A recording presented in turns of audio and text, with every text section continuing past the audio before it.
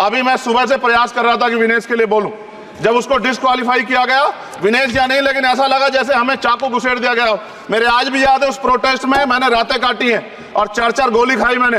ये देश की अस्मिता से जुड़ा मामला था, पर हमारी मांग ये थी कि सरकार स्टैंड क्लियर कर दे, तब भी सुनवाई नहीं की गई। जब मंत्री बोलने आए तो हमने उनसे कहा कि हमें कुछ इंफॉर्मेशन चाहिए, उस पर बात नहीं हुई। सवाल ये है सर, एक गोल्ड हमारे लिए आ रहा था और जब ये गोल्ड आता देश गौरवान्वित होता। और क्या व्यवस्था थी सर कि उसका वेट बढ़ गया, पता ही नहीं लगा सिस्टम के लोगों को। क्या बेवकूफी की गई है, ये सोचने का विषय है सर।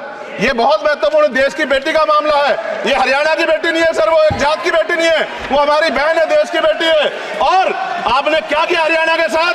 आपने हरियाणा का बजट कम किया, जबकि सबसे ज्यादा मेडल हरियाणा लेके आता है। ये गलत है सर, ये धोखा है।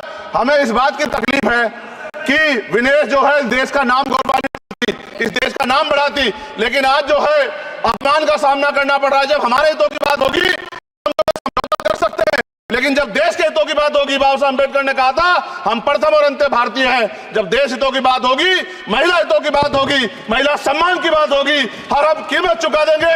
सरकार के मंत्री ने क्या कहा कि हमने इतने पैसे दिए, एहसान किया क्या? खैरात दी क्या आपने कोई? खत्म कर रहा हूं सर, खैरात दी क्या आपने कोई? इससे ज्यादा पैसे हम आपको दे देंगे, लेकिन आपको चाहिए था कि इस मामले को संभालते और देश का सम्मान बढ़ाते। आपने लापरवाही बरती, इसका खामियाजा हमें भुगतना पड़ा। मैं आपसे आग्रह करूंगा कि जब वो बेटी देश लौटे सर, जब वो बेटी देश लौटे, रुक जाओ प्लीज प्लीज, जब वो बेटी देश लौटे, मैं आपसे आग्रह करूंगा कि स्पीकर सर यहां बुला के उसका सम्मान करें। हम सब लोग, वो देश की बेटी है सर, देश के लिए गोल्डन गर्ल है वो, उसका सम्मान यहां किया जाए सर, हमें चाहते हैं। बहुत बहुत धन्यवाद, आपने बात रखने का मौका दिया। महिला विरोधी चुप रहे। Thank you.